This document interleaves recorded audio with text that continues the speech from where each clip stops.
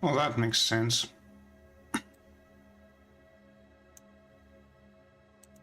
Sorry about that. So, the mic didn't work because apparently, even though it was the correct mic, it didn't want to pick up on the actual correct mic.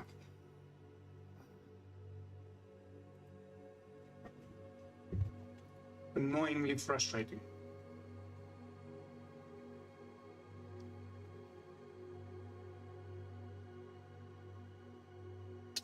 So, welcome everyone. I am just going to mute myself.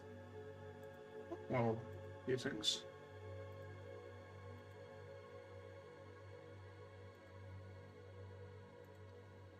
Okay. So this has been a long time coming. I know.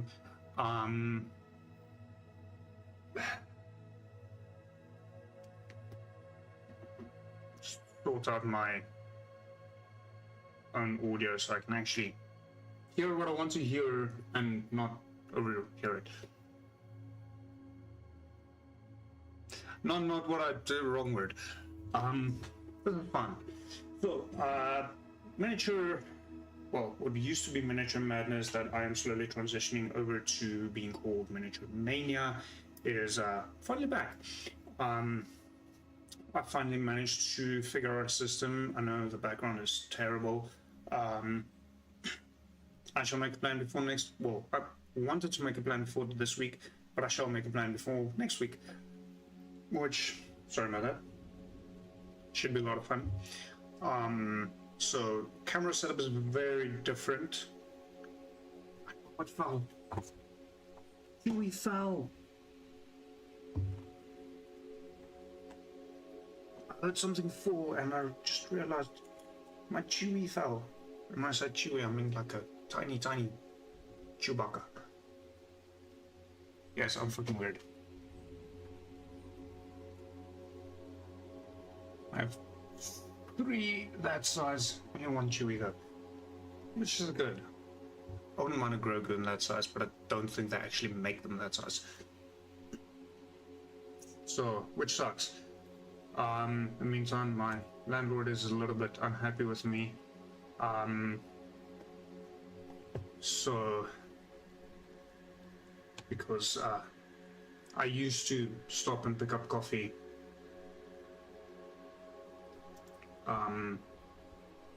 Sunday evenings, and with a live stream now I can't. So, sorry Donovan.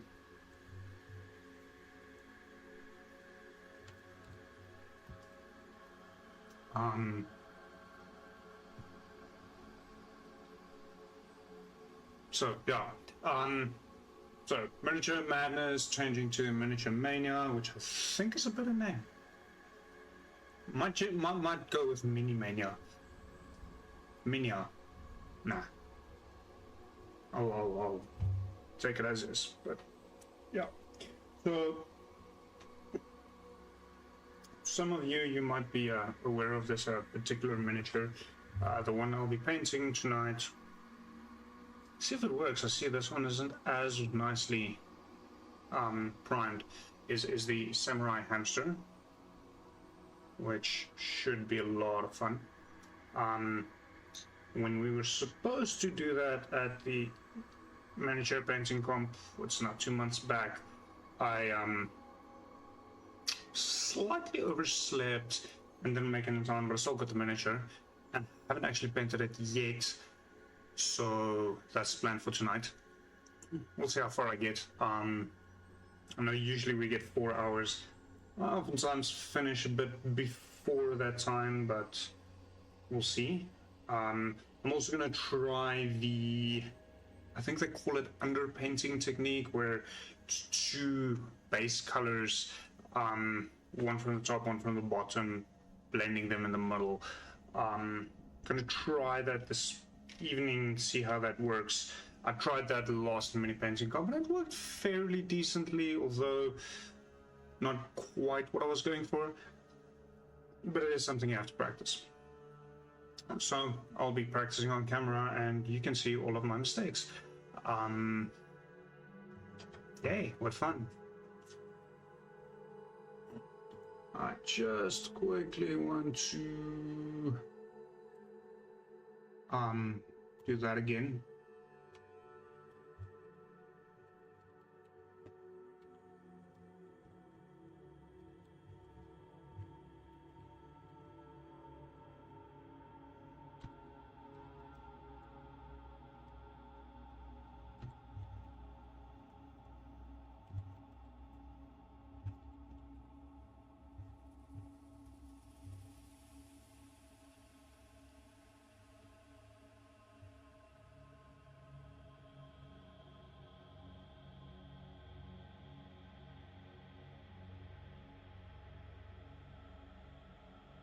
Okay.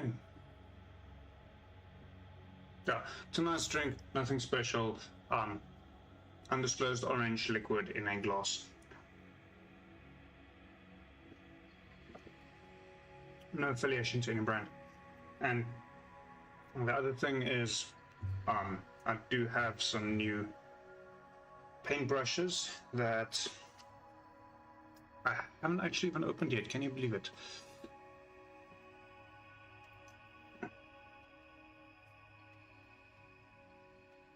Got them a while back because I need to upgrade my brush selection. I've been using synthetics for a while now, and I have used Sable a little bit, but I do believe that that is the route that one wants to go in the future, especially with some of the models I'm planning for this year. Yeah, I've got a few interesting plans for models for this year. Probably not going to live stream them because the actual lining things up with the camera does make it a bit more difficult to actually paint. So the thinking is to actually just paint them up. I'll be sharing photos of them, progress photos. The one beautiful model, 75mm, that I'm hoping to enter into the 75mm category at Comic-Con in September.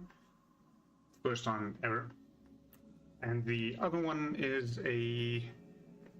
well, I'm not sure if I'm going to add the other one, but I'm looking at potentially doing a diorama of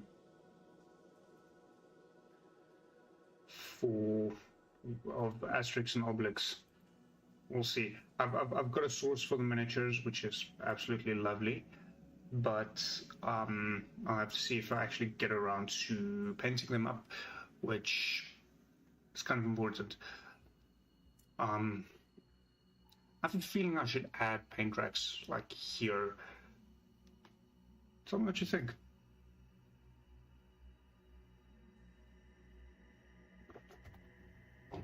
Let's get the knife out of the shot before there's blood and I am censored. So for the underpainting, what I have noticed is a stronger pigmented paint is a better direction or better paint to use starting off. And at least in my collection, the ones that I have that is a bit stronger pigmented is specifically the Citadel paints.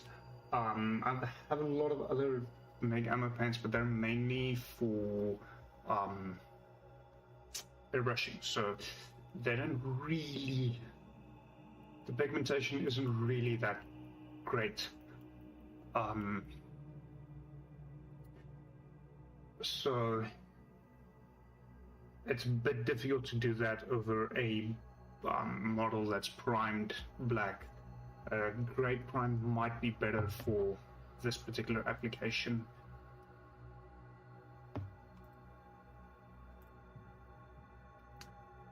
So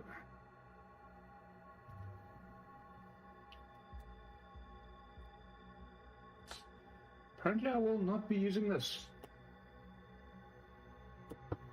I really need to go get some acrylic medium to see if I can try and save some of these paints. Because this is also, oh my word. You're really gonna tell me that all of my Citadel paints are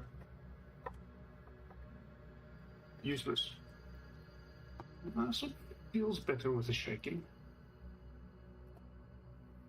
Ah, that's what I want to see. Quite as light as I would have wanted.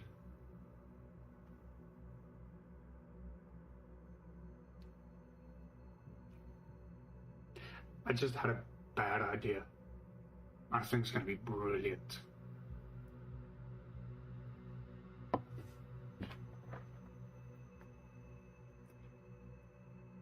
I'm not going to do the traditional light shadow. I'm actually thinking of giving him this red underglow. I have no idea what I'm going to do with this model. Making this up as I go along.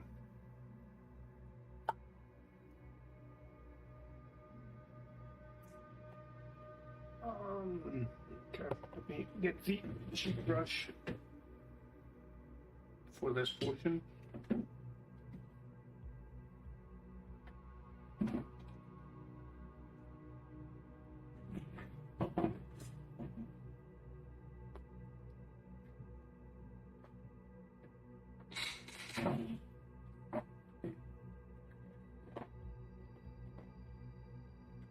And by cheap brush, I mean the synthetic brush that costs like $50 as opposed to the sable brush that costs $300. I really need to clean this one up again properly.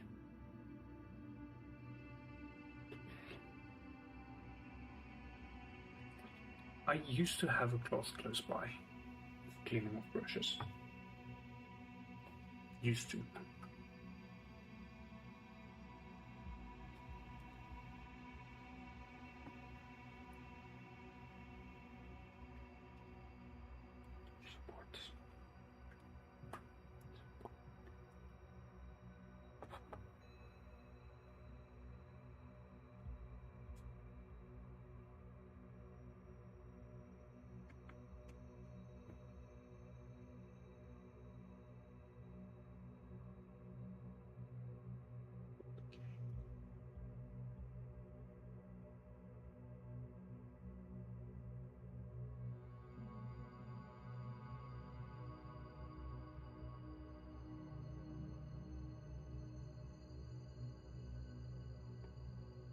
And off we go.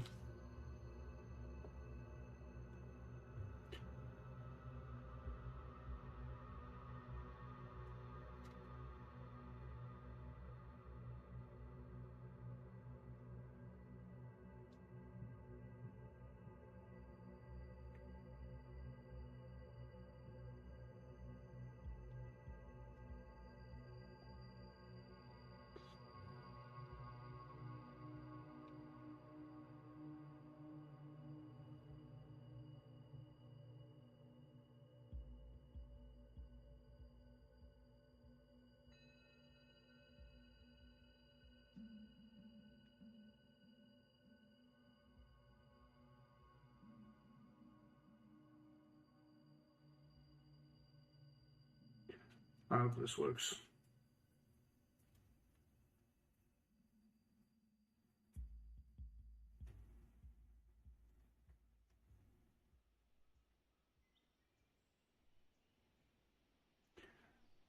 This color combination might not have been the best of ideas.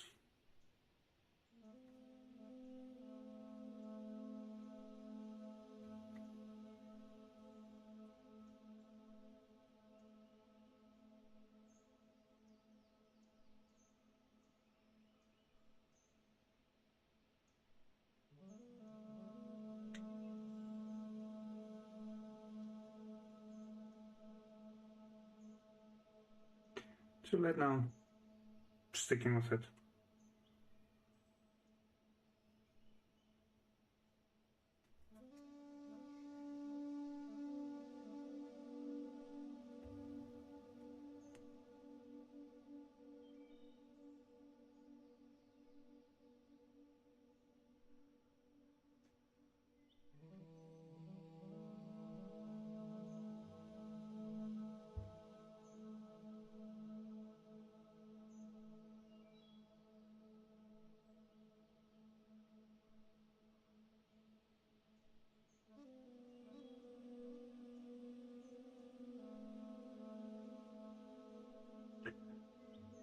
one thing that I do enjoy about doing this is it makes the miniature a lot less intimidating, at least down the line. So what I've found, I mean, even in doing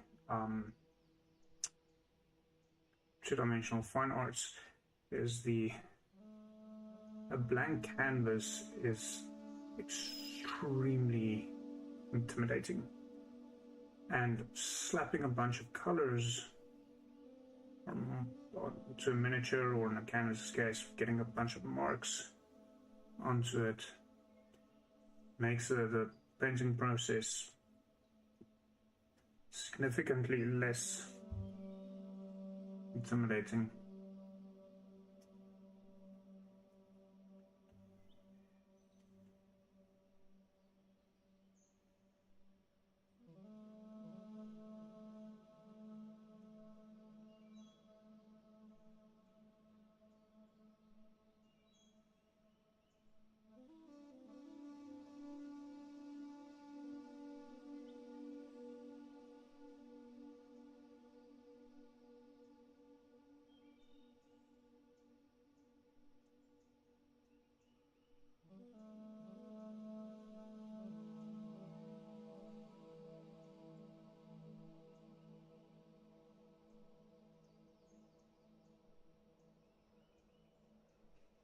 Hey,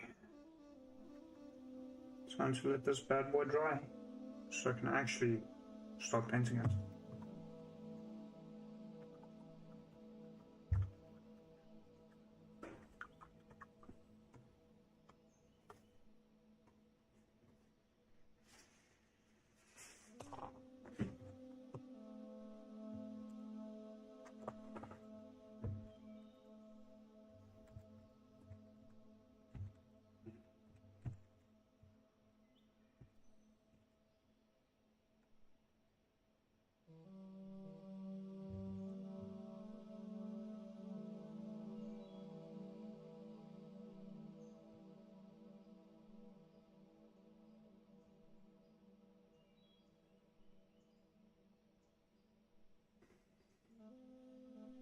I can be a little bit extra crazy and wow, it looks terrible on camera.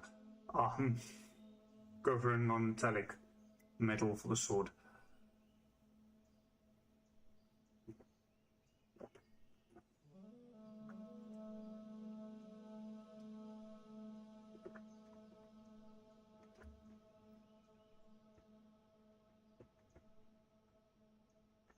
It's probably not a bad idea, but it'd be one of the last things I do.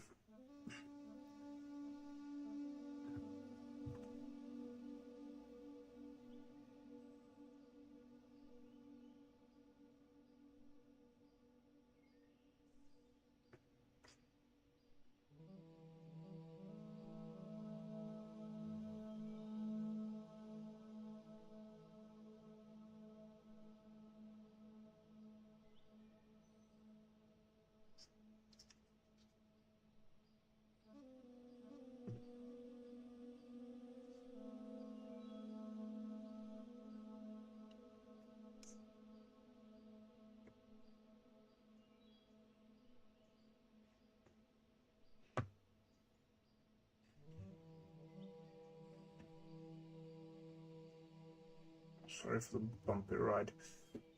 Still trying to figure out these angles in the new place.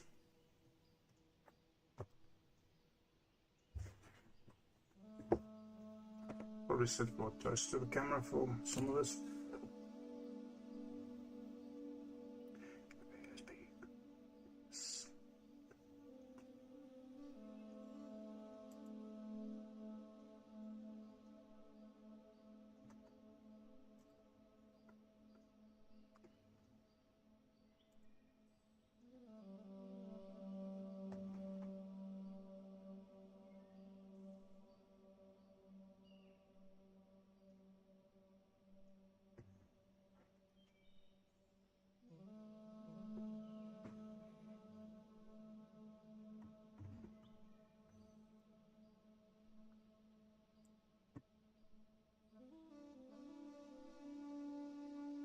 thing's taking forever to dry.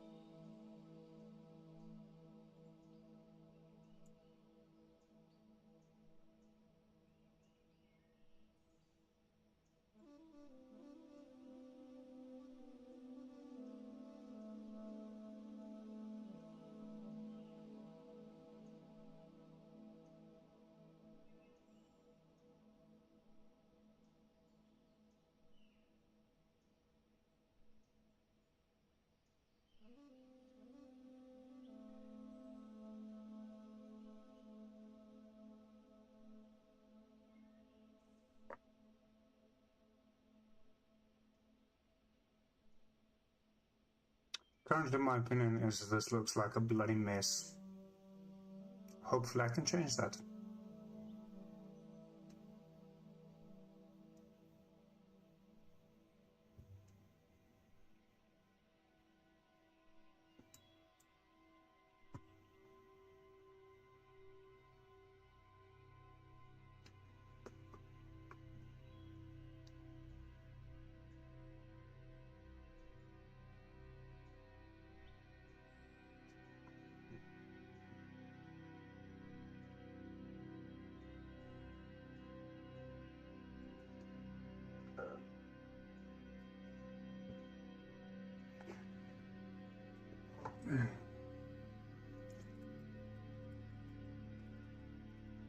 Let's try and get rid of some of the red by using some liquid skill, also known as Igrax Earthshade.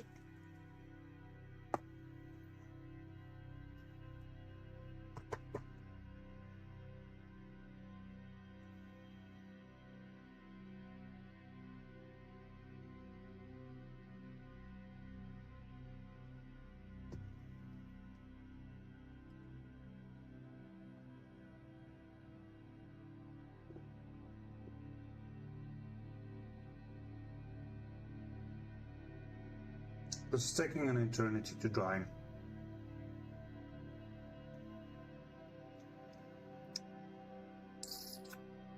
I am contemplating. Yeah, probably not a bad idea. So while that takes time to actually dry so I can continue with it, I'm going to start prepping some other models that I have. No, not really just painting, but actually for wargaming. Yes, I know usually I do the Witcher stuff, but they got a little bit of damage throughout the, well, not throughout, but in the move, so I haven't gotten around to actually repairing them. So they are a hero, but as well, the Victress, I'm going to continue with the Victress.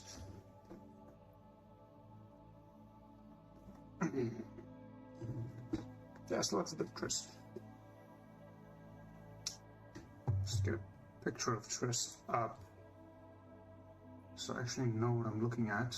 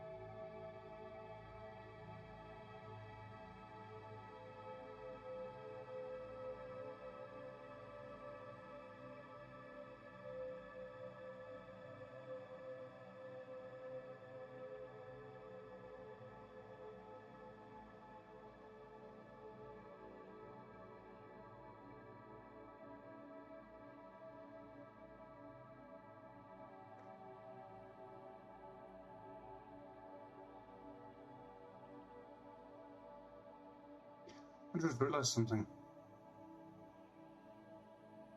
Oh well. I shall fix it for next time. That one's still wet.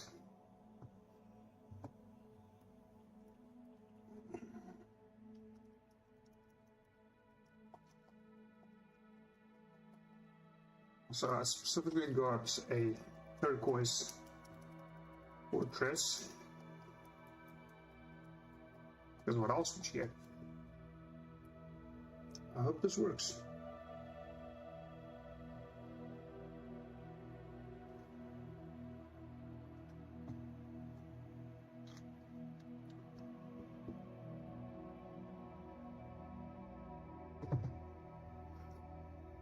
So I put those, because my other dropper bottle paint tray is too full, and I put those few dropper bottles in that tray, and I realized even though I make them, I don't actually have enough dropper bottle trays for myself. But I only realized that today and I couldn't make more. So, but that's next time's worry.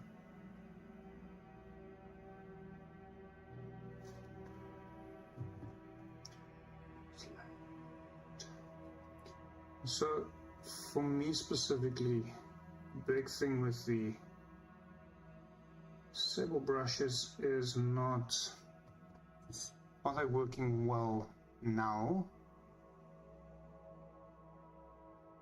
But will they continue to work nicely in a month, 2 months?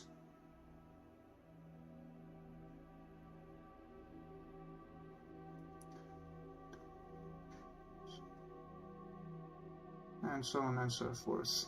As in, is it worth my while investing significantly more money into a brush if it lasts me just as long as the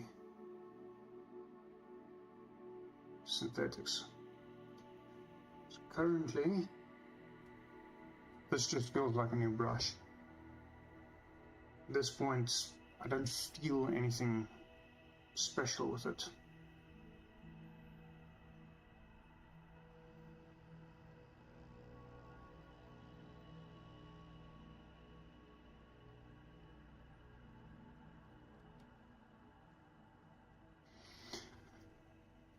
Other thing I'm noticing is I shall need to alter my camera angle again, because I am seeing that it's a bit difficult to notice, at least on camera, what exactly it is that I'm doing.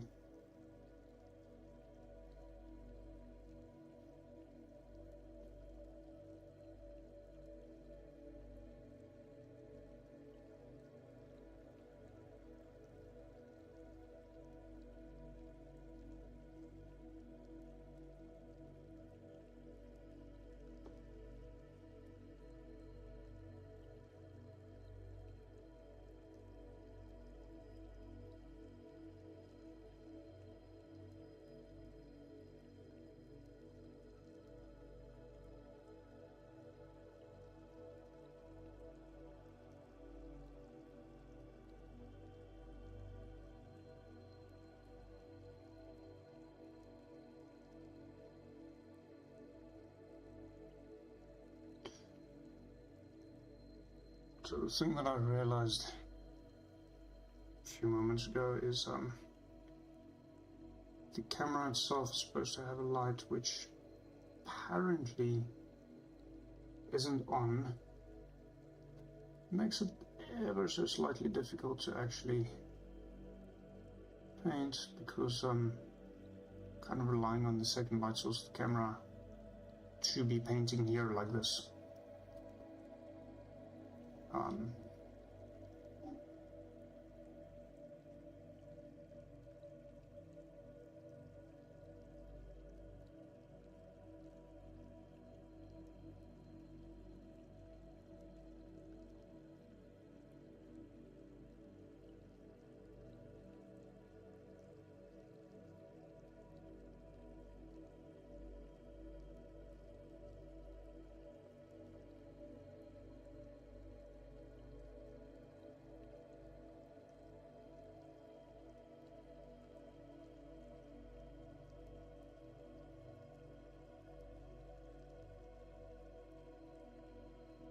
still wet.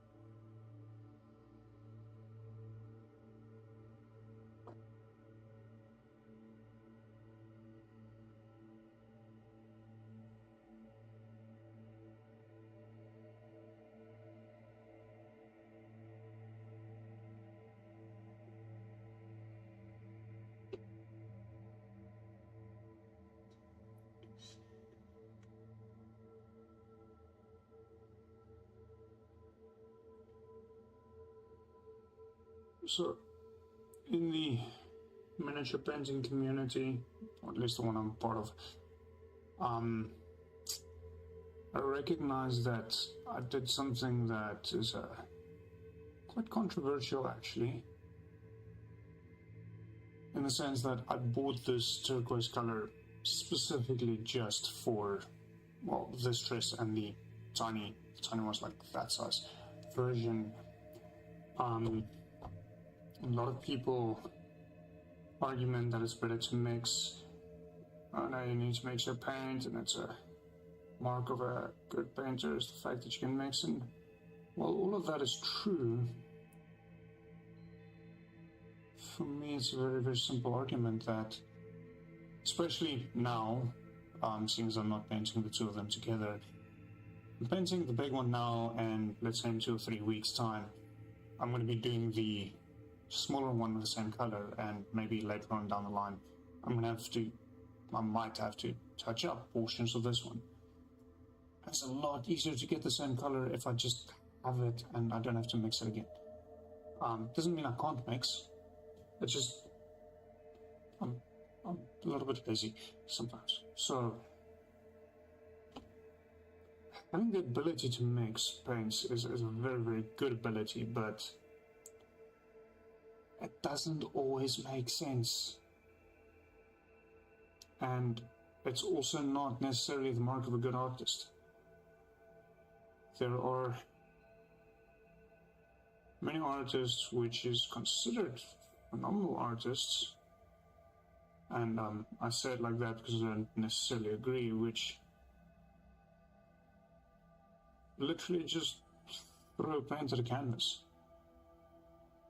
Not necessarily any mixing involved. I mean, a lot of times, at least that's how they do it, you go to the hardware shop, you buy the pre-mix of what you want. It's like, oh, I want this color, and they punch the color code into a machine, and the machine makes it, and they go home and use it.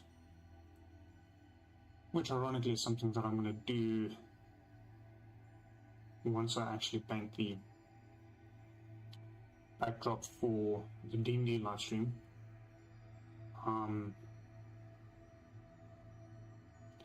So yes, that is also up and coming. Do not ask me when, because I don't know. But the answer is soon, I hope. Fuck.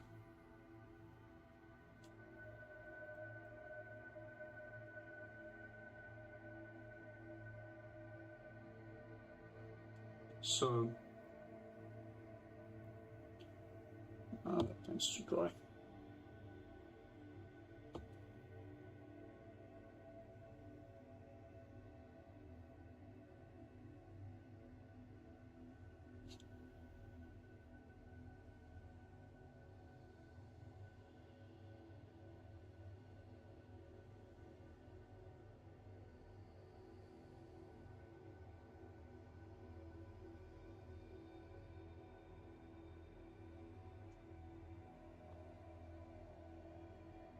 I shall be touching that up properly later on.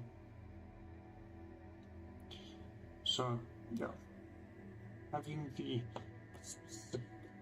paint or mixing every single time to get a specific color, while a good technique and very, very good to know and master, because it teaches you a lot of color theory, isn't always the most efficient use of time. And if I've got 150 individual skeletons that I need to paint, like I do, then I'm not going to mix the skeleton color every single time. It's going to take me a couple of minutes to mix it, and then I'm not going to mix enough, because you never do, because that's not how paint mixing works. Trust me, I've been doing fine arts for several years now. You never, ever, ever mix enough paint the first time around. The only time you mix enough paint is when you're finishing up and then you actually mix too much paint. So, yeah.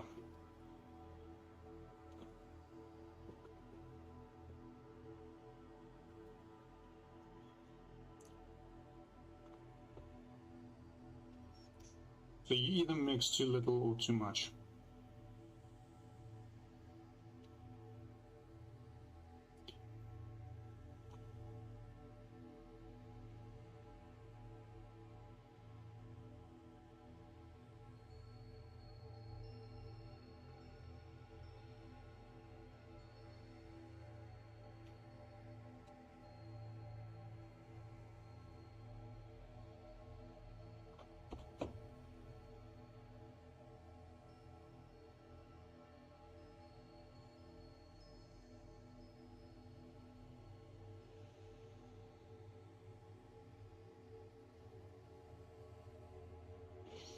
I'm actually a little curious. I'm thinking of this. Wait, I'm supposed to. I'm gonna reach it. Yes, I am. So I'm curious if whether or not this would classify as a 75mm miniature. Because it feels a bit. Should be. But I've got a tape measure. Yep. So the miniature itself, don't know if you can see there, is 75mm, and then obviously the base adds a little bit to that, so it looks taller. Nice. Nice, because I'm actually wanting to move over, no, not full time, but for the fun of it, to painting larger models.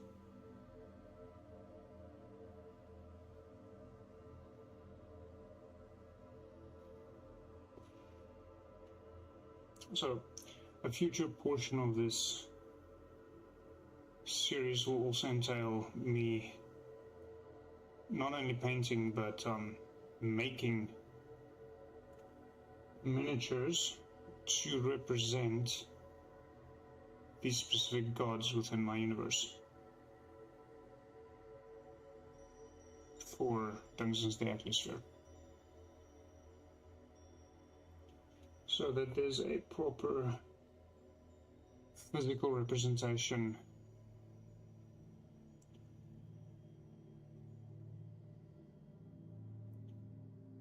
which might make it a little bit easier to understand.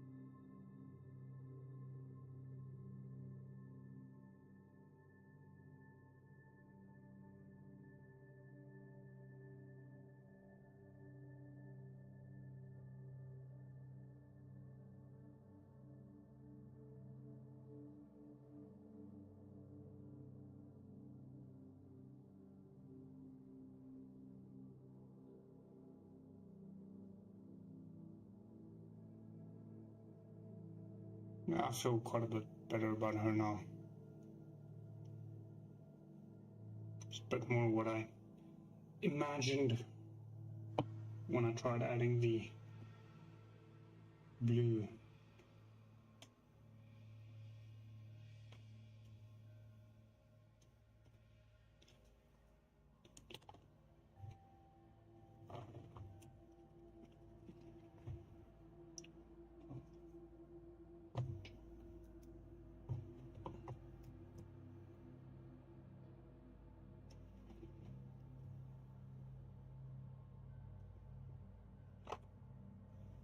Okay, let's get rid of this very significantly more red look than what I was actually going for.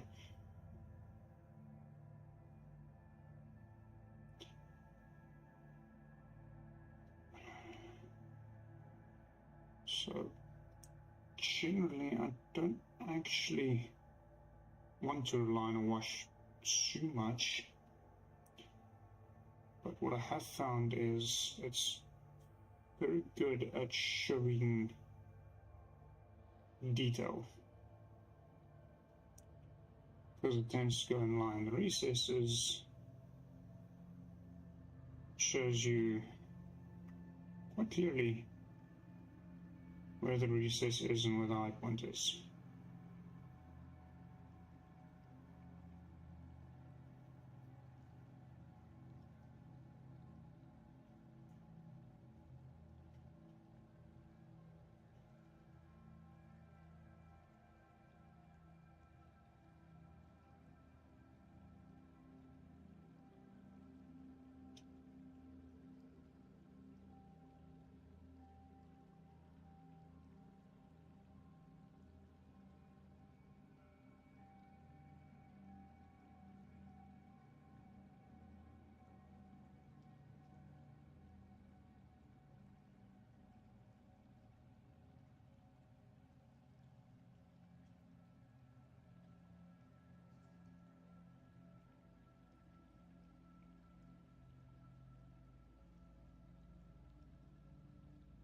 And then, just like before, this is going to take a while to dry up. Well, not dry up, but to dry so that I can actually continue. Significantly less red, which is a good thing, which is what I wanted.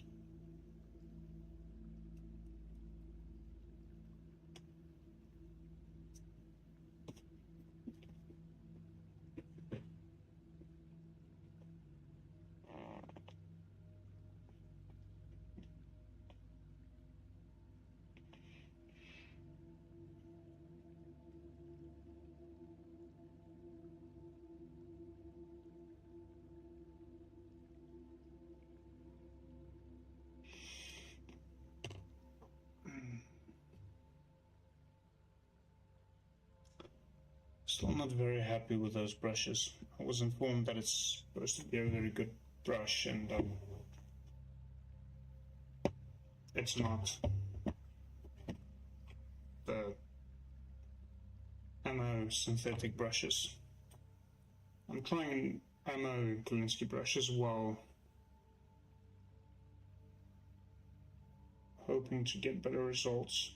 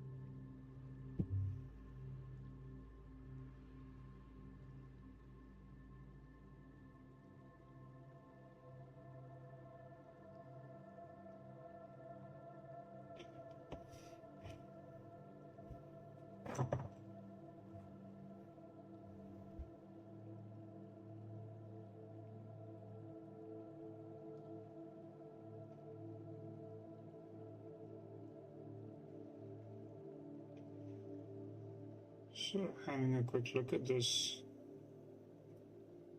trying this purple wash might be a bit of a mistake.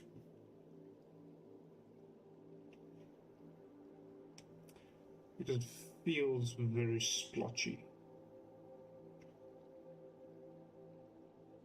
Doesn't seem to want to go on smoothly.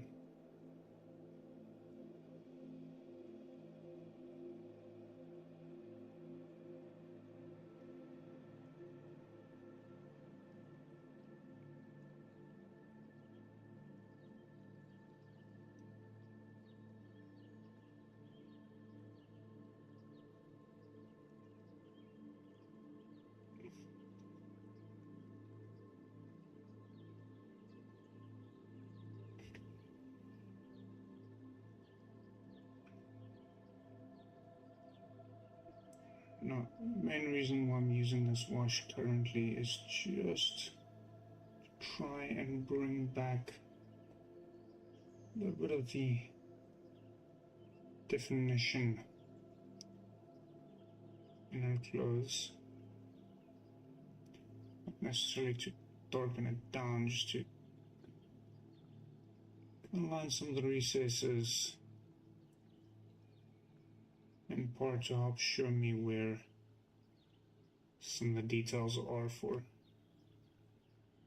highlighting the future.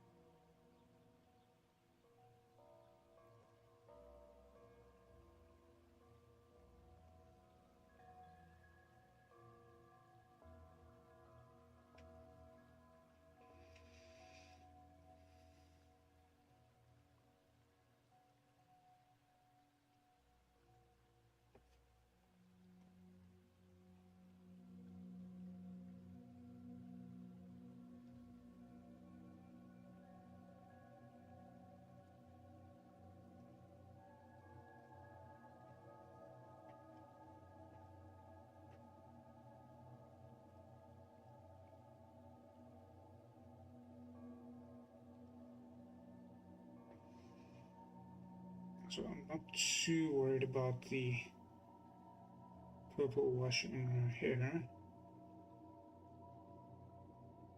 because I've only added a base color to her hair. I will still be doing a lot of detailing down the line.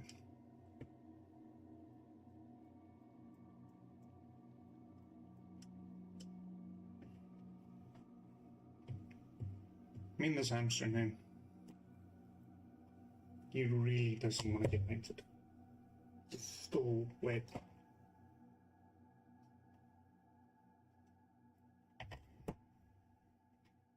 So, even though I have long hair, I do not actually own a hairbrush. And my heat gun is with my laser, which is not here, because I use that for packaging. So I don't have a way to speed up the drying process.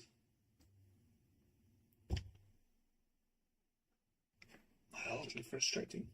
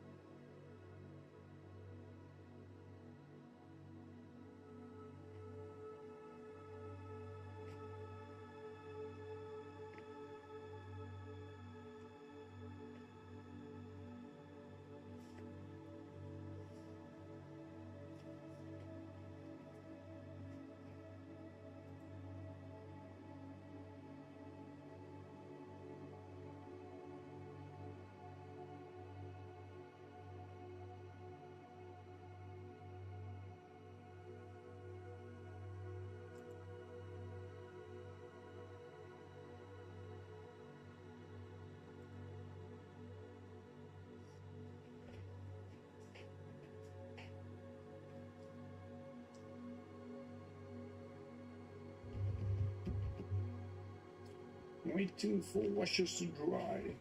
Start writing a song like that. Oh, that's green. I'm looking for an off-white.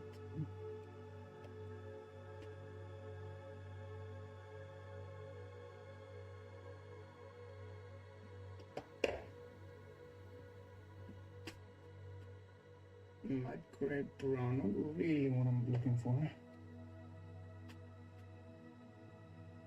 But if I do this now, highlight with regular white, I should be fairly good.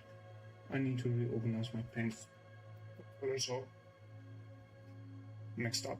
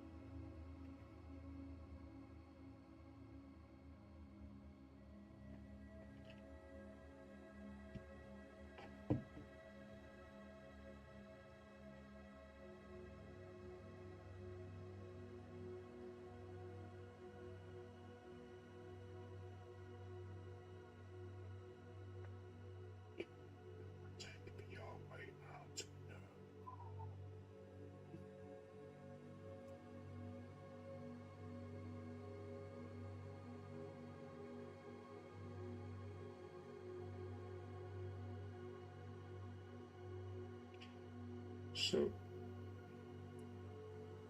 now I'm gonna piss off a couple of people, but white is a difficult color, and I'm pissing off people because I'm calling white a color, but seeing as I'm squirting it out of a paint tube and that is the way we use it, I do think it is applicable. Even though technically speaking, depending on how you approach it, light is either a combination of all colors or the absence of color.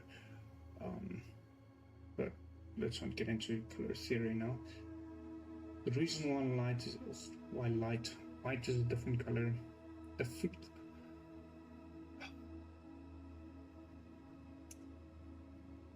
when sitting at home alone pretty much all day, I've almost not said a single word to a single person during the entirety of the day, and my worst of the day is done.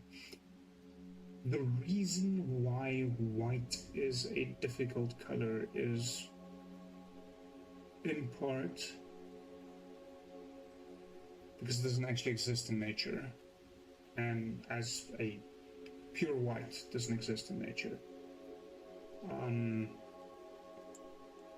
Even the white petals of flowers that looks pure white, there are impurities in it. There are other colors present.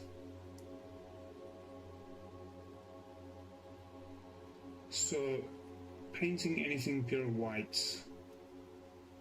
finishing on a pure white, doesn't actually make sense because it won't happen. When I say pure white, I'm talking about like the white printed paper white. It's man-made, it's artificial. So, and a lot of people, especially younger painters, tends to go for that pure white.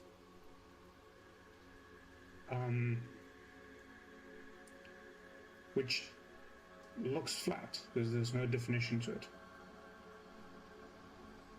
And then the other aspect is, like what I'm struggling here with, it is very, very difficult to paint white over other colors.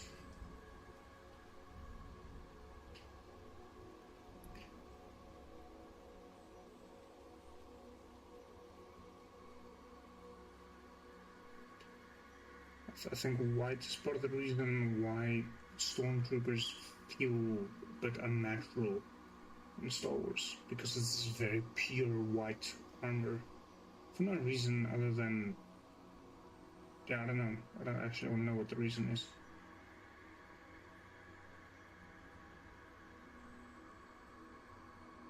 It's, in my opinion, completely nonsensical. If you look at any contemporary army, everyone has some form of camo to make them harder to see because you can't shoot at what you can't see.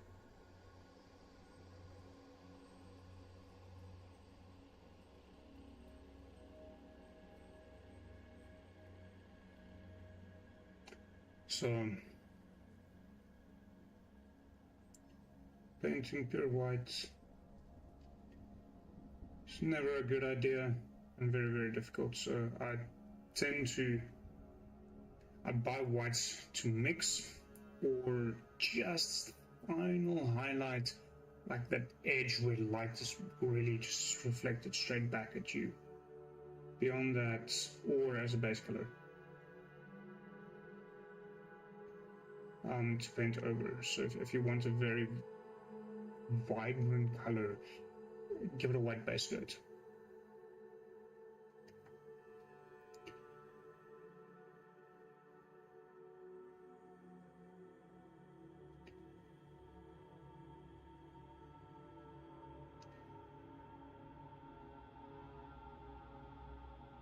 But Chris's shirt, at least according to the images I have, is very white. Still painting it in off-white. And then I'll just highlight little bits with actual proper white, pure white.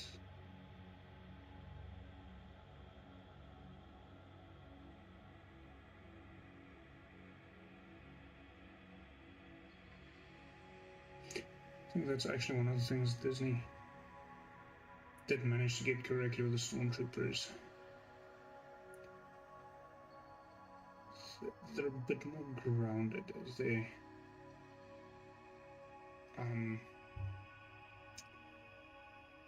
armor is dirty. It's not just this straight white. It actually feels a bit lived in. Which does, at least in my experience, make them a little less alien. Which is ironic, talking about a series that is predominantly populated by aliens.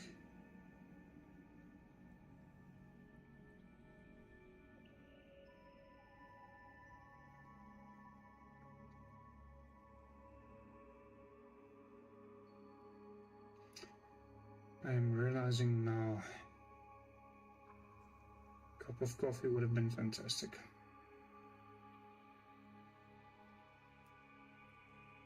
Probably make one once the stream is done.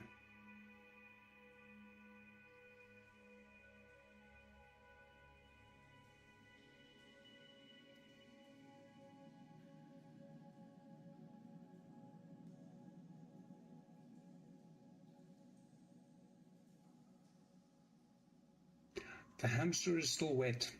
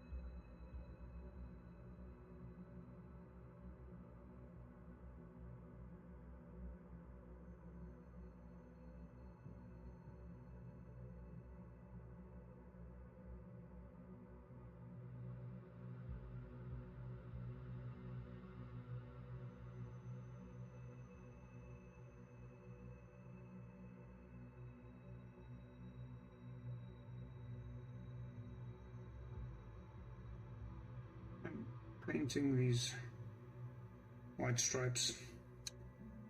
And no, I'm not talking about the band. I'm contemplating. I've recently, well, somewhat recently, in the past 2 or 3 months, come across a miniature painter that is absolutely phenomenal in terms of in his freehand painting. So you would paint a cloak and then we would paint the individual stitches. So you would have a freehand pattern on the cloak and you would paint the individual stitches. It's mind-boggling. And I was wondering to myself,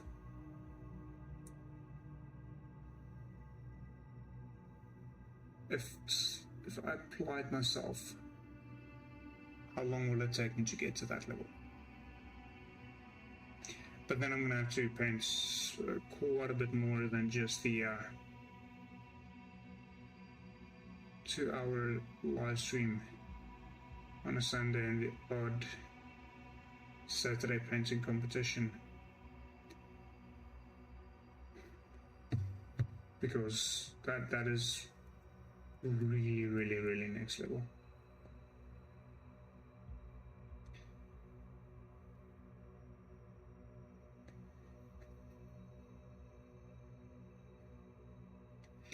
But maybe I'll go for that, maybe not.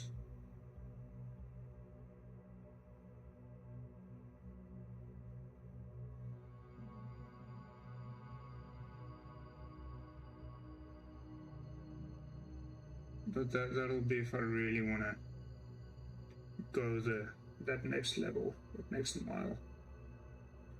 And I mean that's the kind of stuff you do really for display painting and competitions. I shall not be painting to that level on an army. Not even the heroes.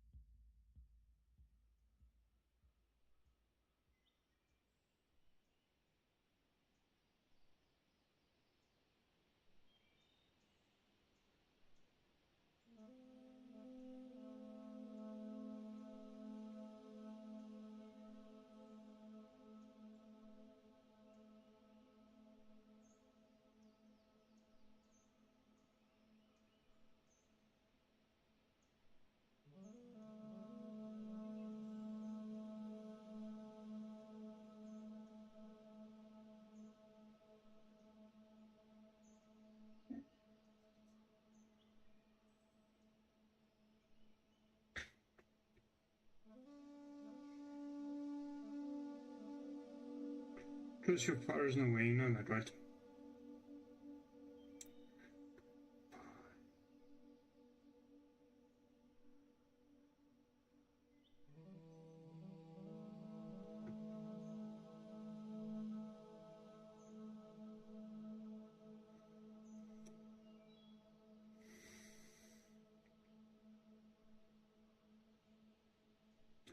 So, when I first started miniature painting, I had the argument that if I can see in there, I can get a paintbrush in there. If I can get a paintbrush in there, I can paint it.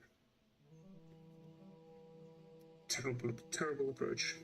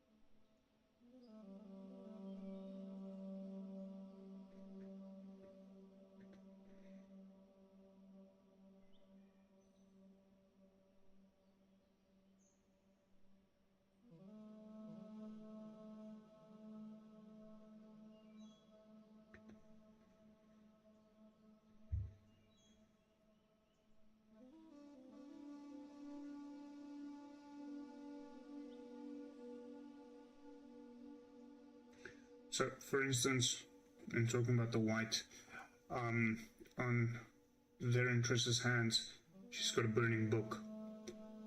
Before I paint the flames, I would actually go over that with a pure white, as it'll make the fire pop a lot more than if I just try and paint the red, orange, and yellow.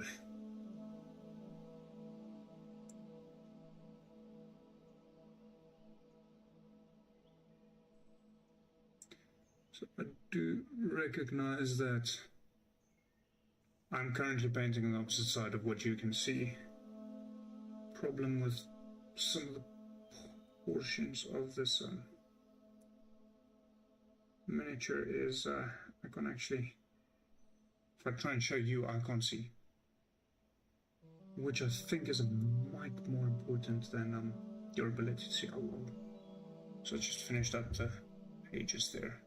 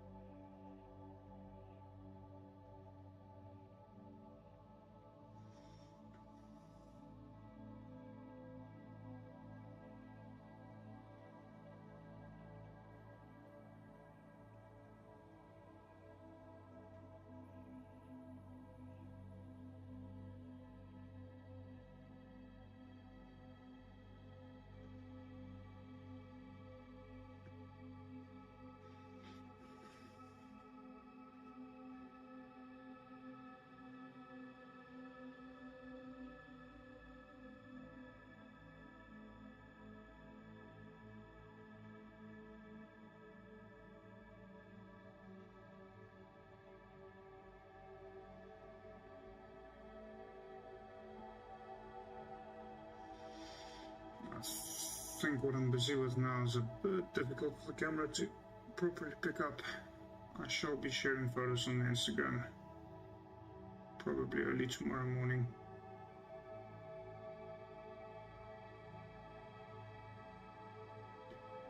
But in effect, a little bit back and forth between the colors in order to make some of it pop a little bit better.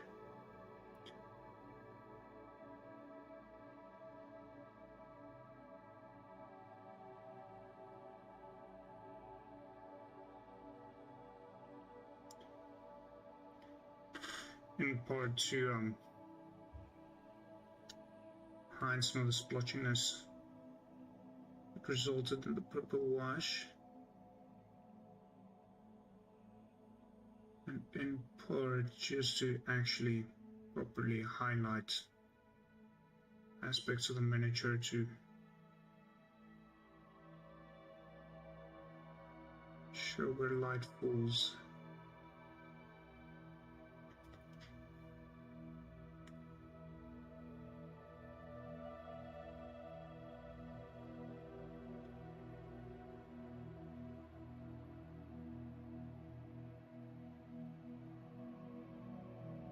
To make it interesting to look at, so that you can have it at a distance and it's like, oh yeah, that's nice, and then as you bring it closer you can actually start seeing some of the details pop. And another miniature painter that I've been following the past couple of months, Sergio Alico, something like that. He actually very intentionally puts in brush strokes as a part of the miniature, and I absolutely love that. It's beautiful to look at. I'm really in love with what Sergio does when he paints miniatures. It's really, really phenomenal work.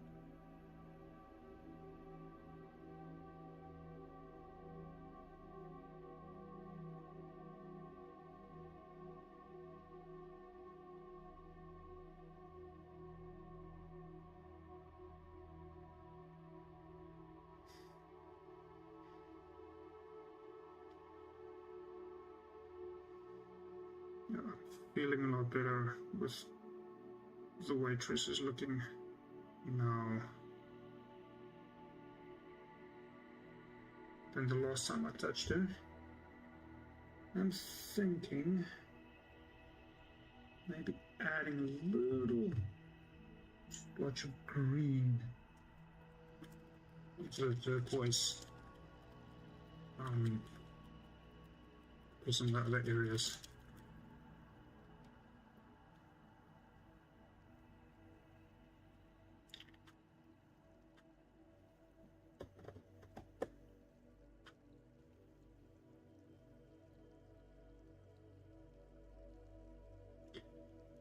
For some more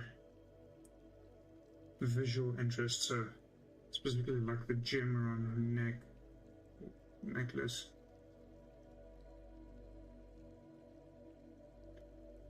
I do believe will look a little bit better. It's a bit more green.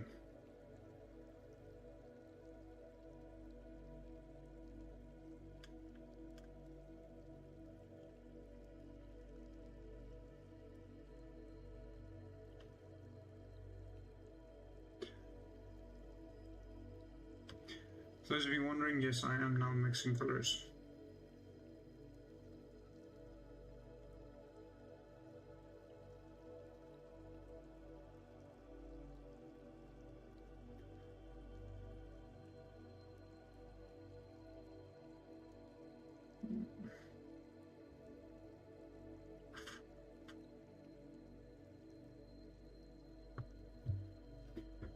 Looking at the reference image, her hand.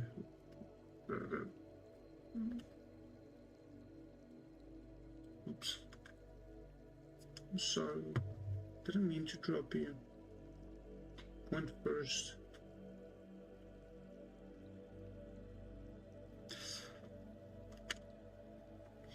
So, the reference image I have, her hand grabs are also red, so that is...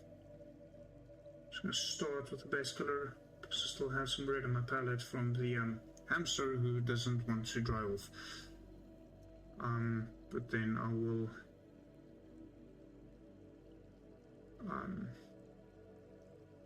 brighten it up with multiple shades of red. I'll probably add a bit of a purple wash, which will do two things. One, because I've used it on her shirt as well, it'll help bring the miniature a bit more together, as it's the same colors being repeated in different ways, in different aspects on her.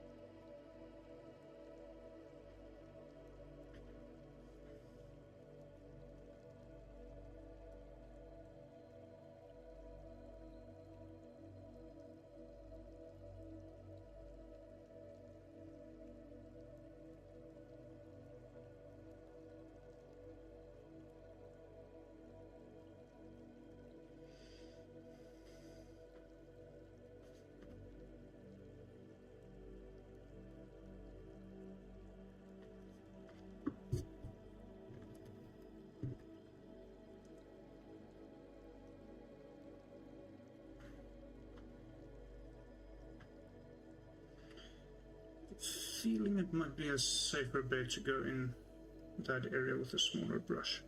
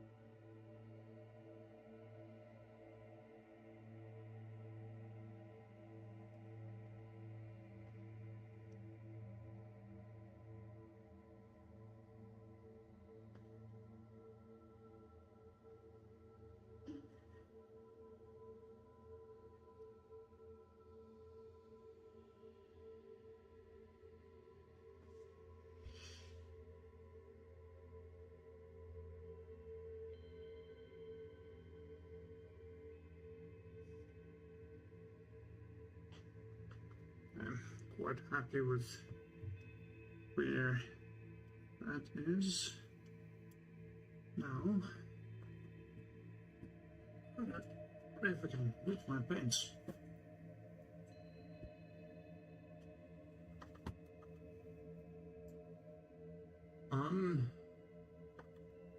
The purple brush, the name isn't on it. It's a Mr. brush. It's a sable hair. Downside is, because it's Mr. Brush, a lot of the stuff is in a language I am incapable of reading or understanding. So, best of luck trying to decipher that. I got it over at Chicks Hobbies. The big downside that I've heard a lot of people are complaining about with this particular one is it's got what they call a silicone handle. So it does feel a little bit odd to some people, but it is a very nice brush, at least in the past almost 2 hours that I've been using it, because I'm using it now for the first time and I enjoy it. But yeah, the silicone handle might turn you off a little bit, which is a wonderful sable brush so far, at least. So Mr. Hobby from Jigs Hobbies.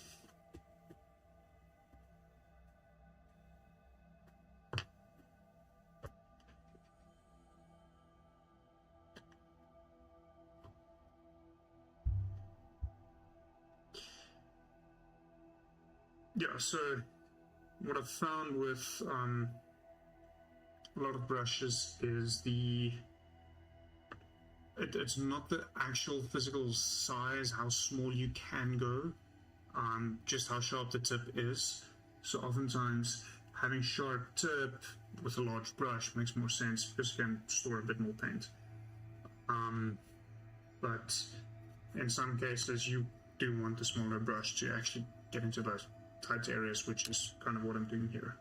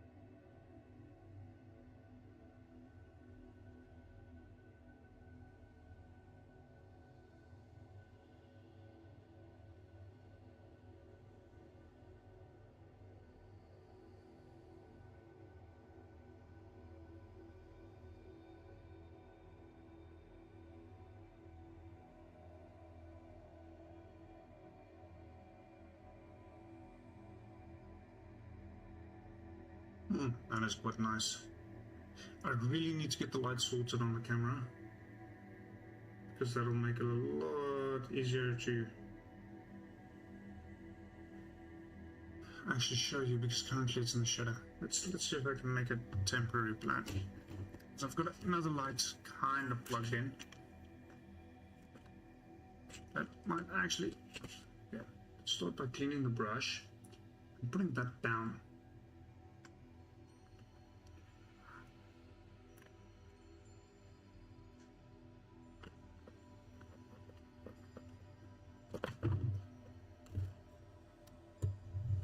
Let's see.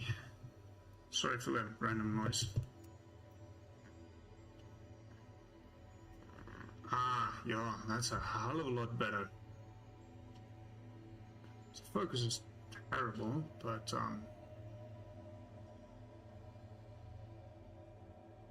light-wise it's better. Yeah, I'll be adding photos to my to the Instagram once this is done, which will show it in a bit more detail, I hope at least. So currently I am just stepping up between shades of red to highlight the red portion of her sleeves, and it's going to be very, very slow going because I've got 3 different reds and I am mixing in between them. So that gives me 5 total shades of red.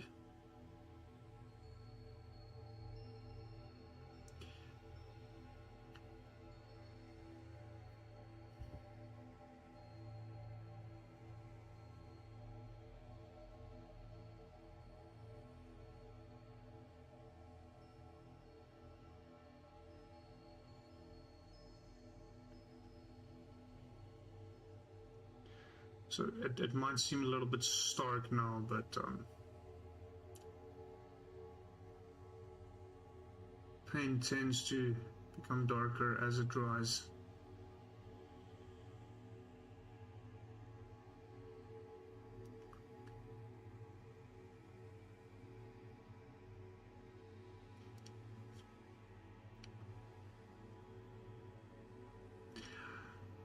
So, believe it or not, my 2 favorite colors to paint is actually red and green, and I'm fairly good at mixing both of them, or highlighting both of them up from quite dark to quite bright. If you really want to go bright, then just taking a step up to orange, but that's more painting a light source than actually just painting red.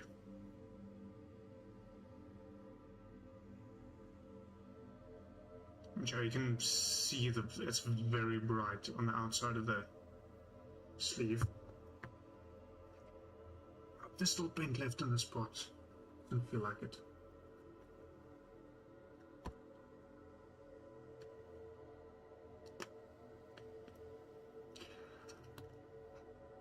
So I really don't want to be an arsehole, but priming a model grey doesn't really count as painting.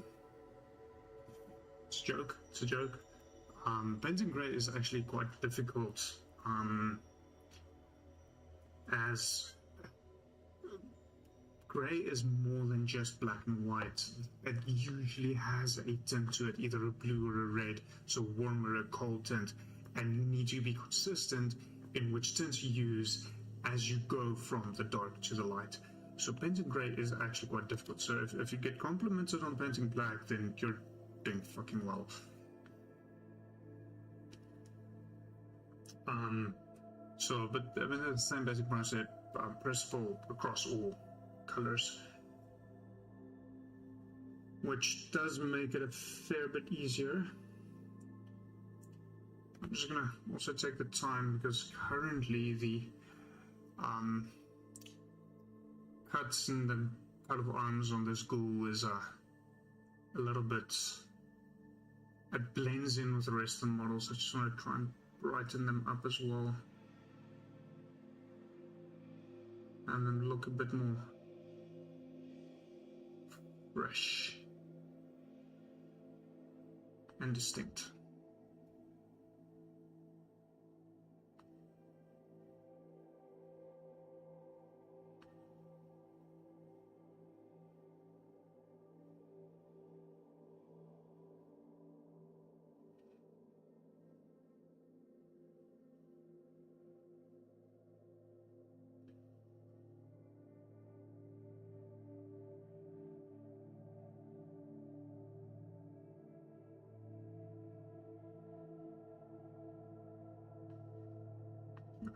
To actually have some other red as well that I might be jumping over to soon.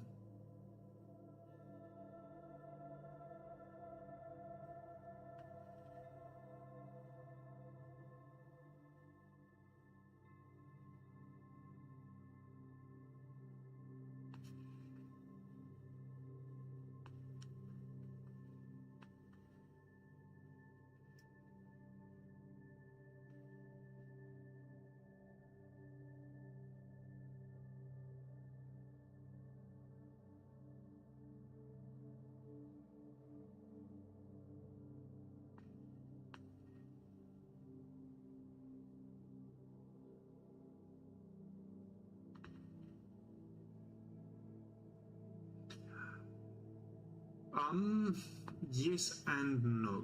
So I do use washes at least somewhat frequently.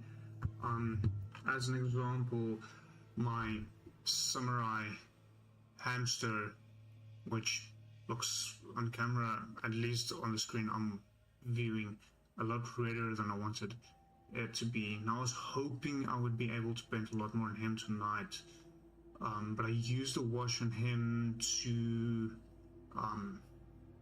just enhance the details a bit and dull down the red, because it was very red at some point, even though I used a darker red. So I used the wash there, and the wash is still busy drying, so I'm probably going to continue with this one next week only. And at least earlier on the stream, I did use a watered down purple wash on Triss, on the blue, the turquoise of her shirt, just to darken it down and then bring it up a bit with more turquoise, a little bit of green, to bring it up, so you can see there in the back of her shirt it's a bit purple and so on in as well, and then the folds that I painted in. So I use washes, but I think a bit more sparingly than what some people otherwise would. I do love the term of washes skill in the bottle. It's just fun, although not quite true. Speed paints I have little experience with. I have the Pro Acryl transparent paints, which it does was very similar to the speed paints. And especially when I'm doing a slap chop style paint, when I'm a bit more in a hurry. So take a miniature, prime it black, either when I'm at home, do a white airbrush down from the top for that light shadow, or when I'm out somewhere and I don't have access to a airbrush, then I would dry brush from the top down to get that same effect. Then I would use speed paints for a slap job method just to get some color down quickly onto the model, and then from there on use regular colors to highlight it up. So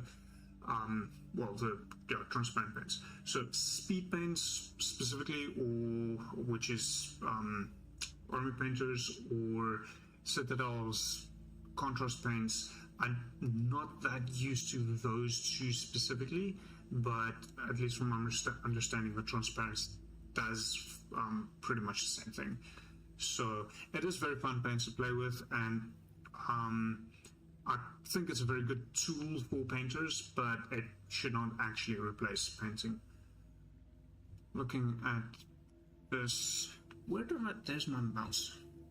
Oh, yes, I know I grabbed the mouse just now, but I'm actually running on two different computers.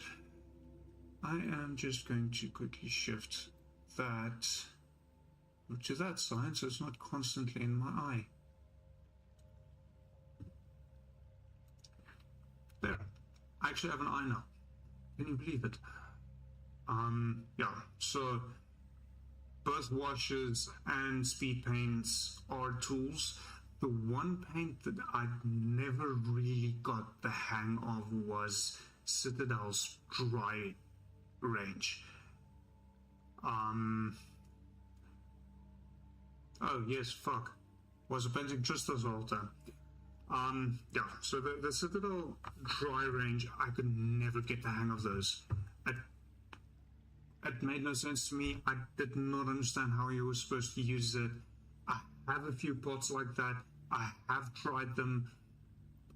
I can't get the hang of them. Maybe it's me. Maybe it's just terrible paints. I don't know. Citadel generally makes fairly good paints, but then they make terrible pots. The worst pots. But they make good paints.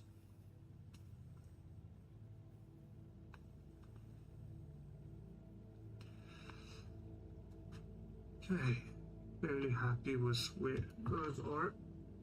I shall go on to the bright red in a different color, well, different range.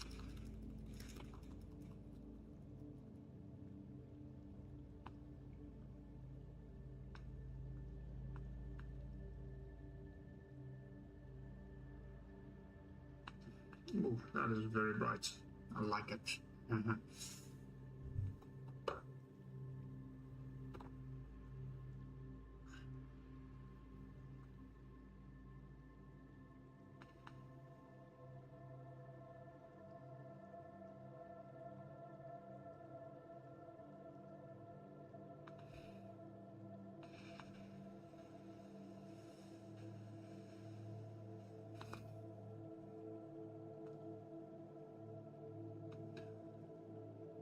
Don't stress about it. So this is not actually my painting time. When I actually want to paint for myself, then I do that off camera.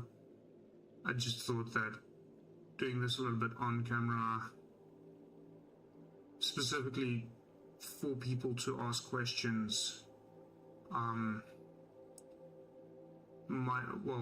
will help both the community, and I mean, it's something else for me to stream other than the D&D streams on Wednesdays, to try and grow this out to something bigger than just myself. So no, please ask questions, leave comments. The whole idea behind the stream is for this to be a discussion and not just me sitting and painting on camera, because if it's me sitting and painting, then there's no reason for the camera.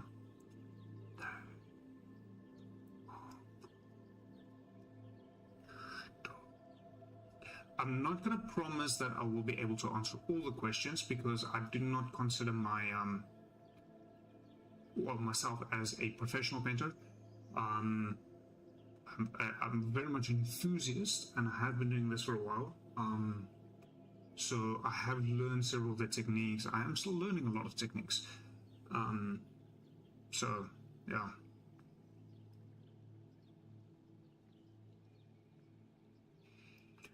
Ask away.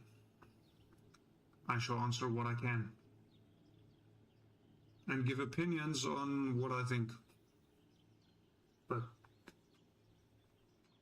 yeah. And with a lot of things, because this is artistic and it's about expression, there is no one right way to do it.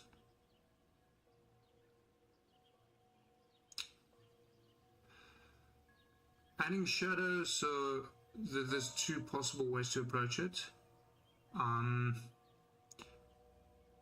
The first one is to use washes, which I don't like for shadows, for the simple reason that the way a wash works on a model isn't representative of what a shadow actually does. Because a wash literally just goes and lies in the recesses. So everything that's further from your eye is darker, everything that's closer to your eye is brighter. So using washes, it's a cheap beginner hack in order to accomplish that. The better way, in my opinion, to approach light and shadow is, if you really want to paint shadows, to start off darker and then bring the paint up. Placing the shadow, that is a difficult one.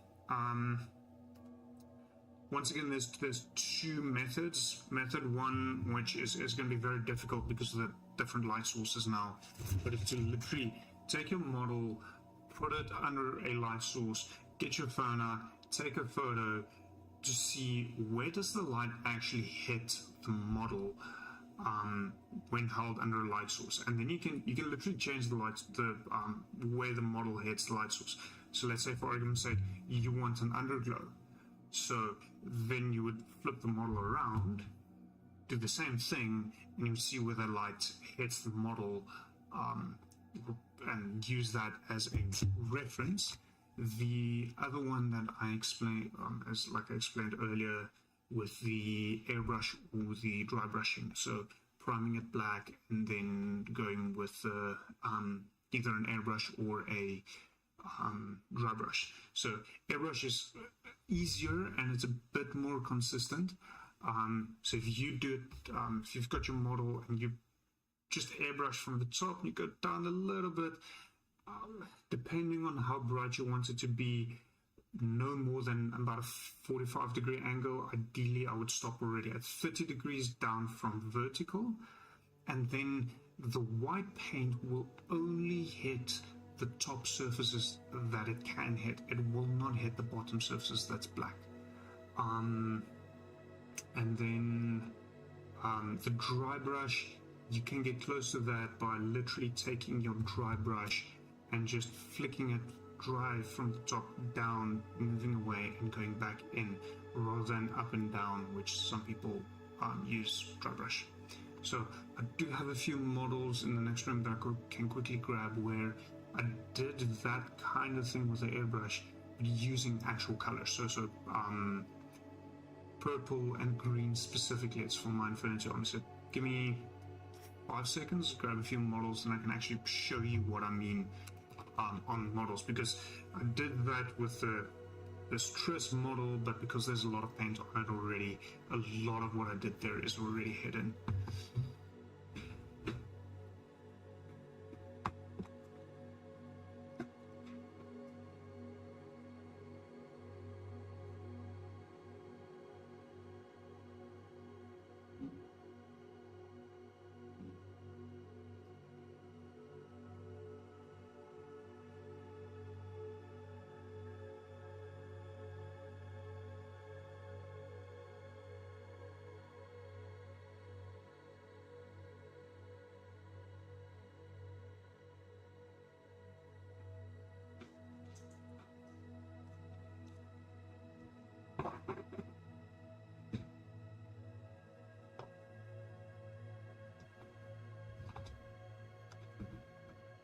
Okay, so I actually have a few Infinity models in various stages of painting, which is going to make this a little bit easier.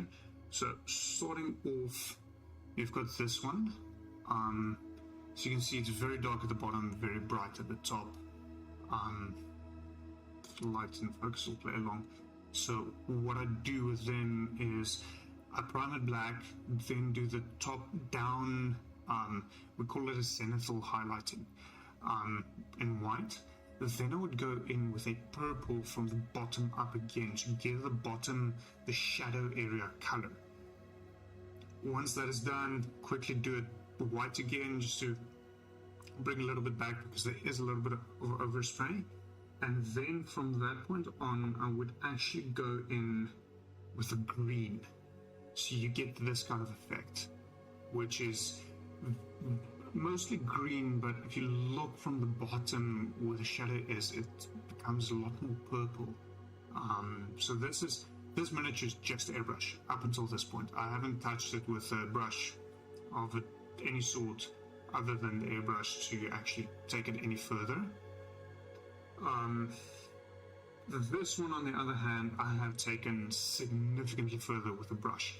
So now that I know where the lights and the shadows are based on where I painted, I just enhance what I did and brighten it up quite a lot with regular brush painting, simply because at this scale you cannot really differentiate that well on a model, and this, having those corners pop with a bright green is just it's very, very nice. I love this model. I really need to spend the time to paint this further. And then I brought this one along simply because it's nice and big, so you can actually see a bit more clearly the purple at the bottom and the green at the top. But what I also did with him is I masked off some of the areas we're using masking fluid. So I painted a lot more purple on this, masked it off, and then did the green to get two tones, so that there's that kind of fleshy tone which is more purple, and then the armor which is once again more green. So airbrush is probably the easiest way to accomplish that. You can do this with a brush if you're good enough and you want to spend the time. I don't, but I have an airbrush. I'm going to use the tools. I think a lot of tools, a lot of equipment that we have, the fact that we have the amounts of different colors we have, is just tool to help us get to what we want to accomplish a lot quicker. So for me, that's why I don't have a problem buying a new color if I know I'm going to use it repeatedly, because it makes my life easier. If I need the same color 2-3 weeks down the line, I've got it. Whereas if I need to mix it every single time, it just wastes time. So, yeah. Light and shadow, at least the way I do it, airbrush is your friend. But, and using that zenithal highlighting method, it is possible with the dry brush. So, if there's someone watching that doesn't have an airbrush, it's fine. You can accomplish a very, very similar effect with a dry brush.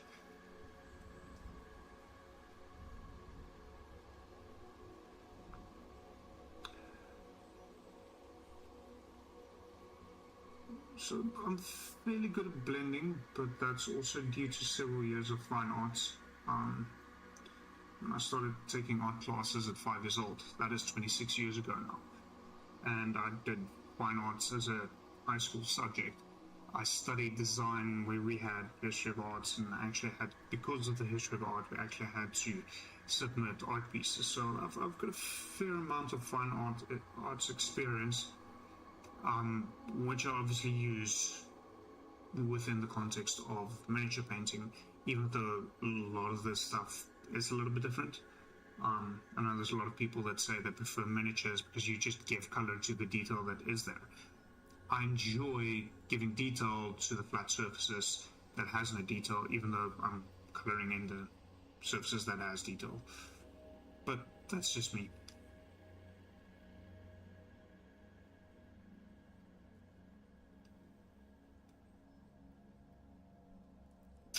Yeah, I really need to take photos and share this,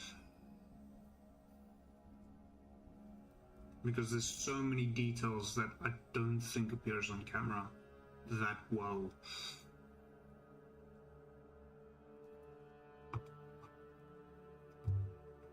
Are you dry now, you little bugger? Seems like it. Okay. I'm gonna carry on with the hamster for a little bit. Try and give him some leather armor.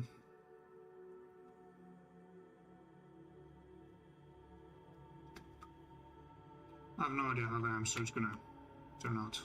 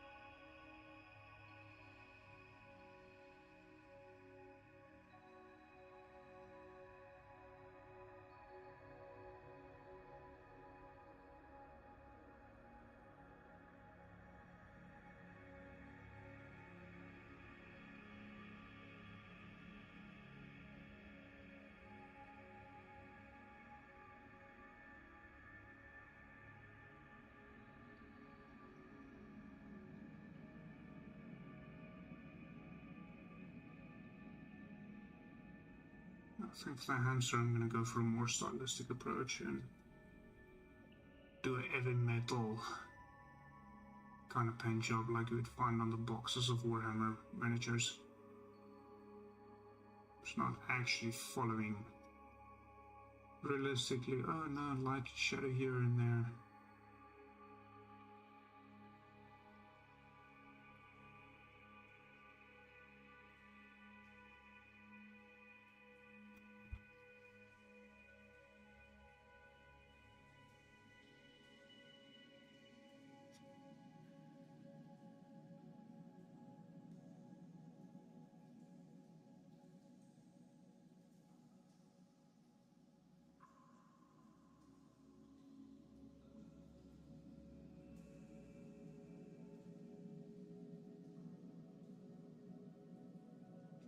So it's not a leather and metal style. So the heavy metal style is a specific style of painting, commonly associated with the Games Workshop managers.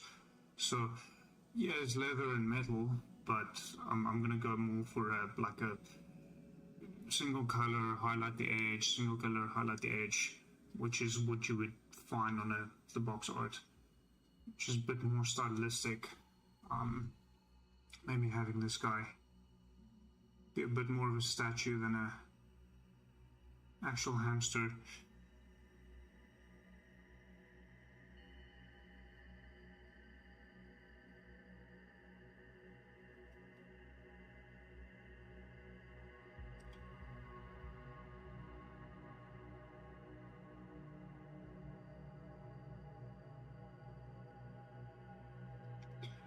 So Games Workshop would be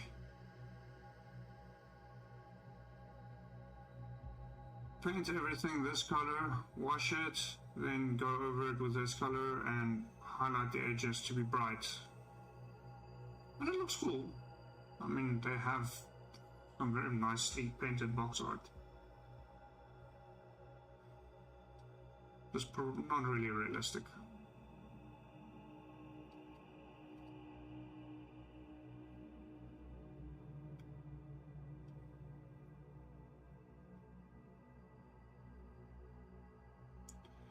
So if I play this correctly, let me think about it. I take this all the way up to yellow. I could potentially do a non-metallic metal. Thinking about it now, that's what I'm gonna do. A heavy metal and a non-metallic metal combination. Could be quite interesting.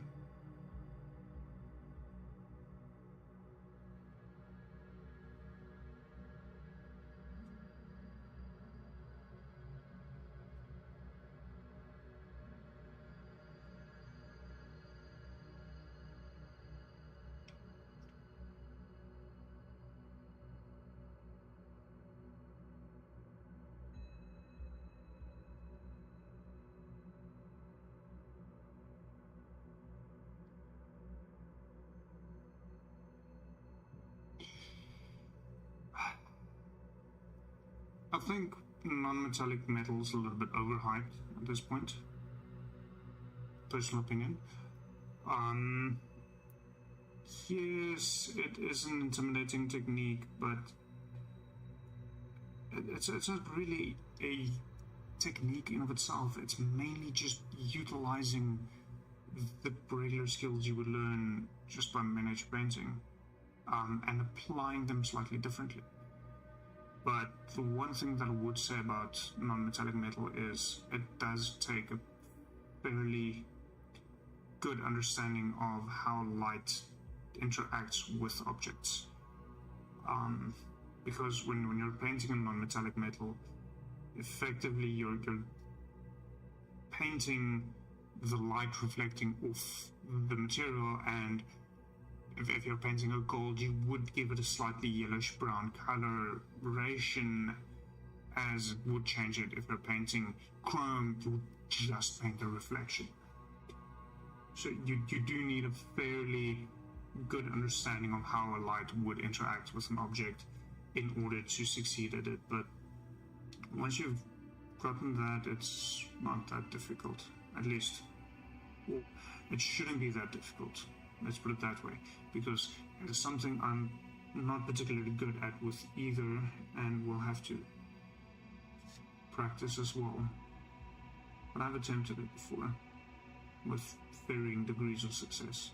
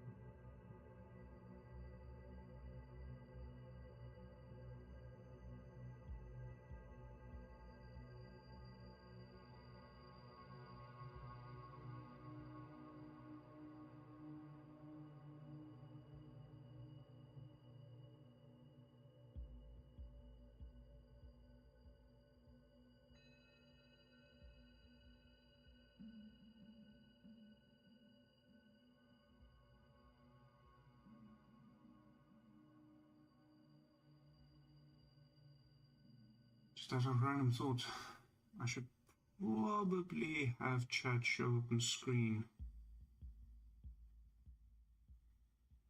Because I believe me answering questions asked on Twitch is a very interesting thing for YouTube, as no one has any idea of what the context is.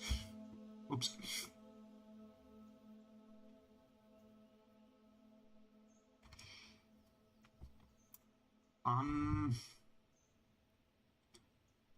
I think start with a bust. Say helmet or something smaller with slightly larger panels, where rather than just a full-on knight with a lot of panels, and practice on that. It might be a bit easier that way around.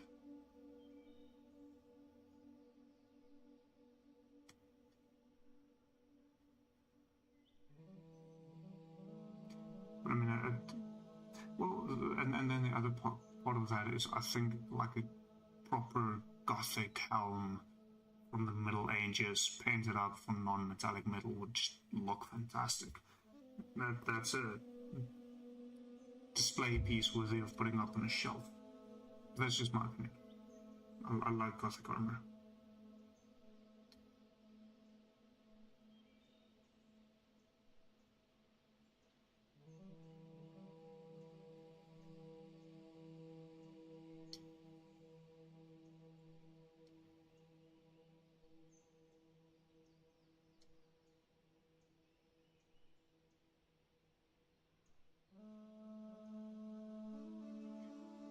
I think Madness 3D might have something along those lines. They have like something like 5,000 or 6,000 models available to print, so I'd be surprised if they don't. I'm not off the top of my head, I can't think of one specific company that'll have something like that though. White Whale Tavern, maybe.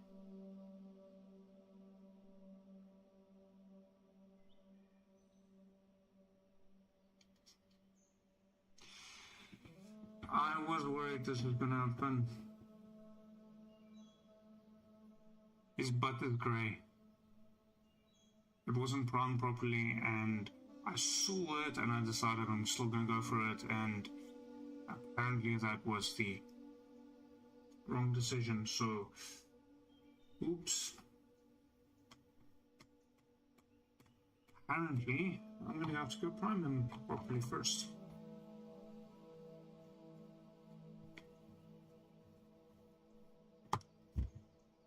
Damn. Not what I was hoping for.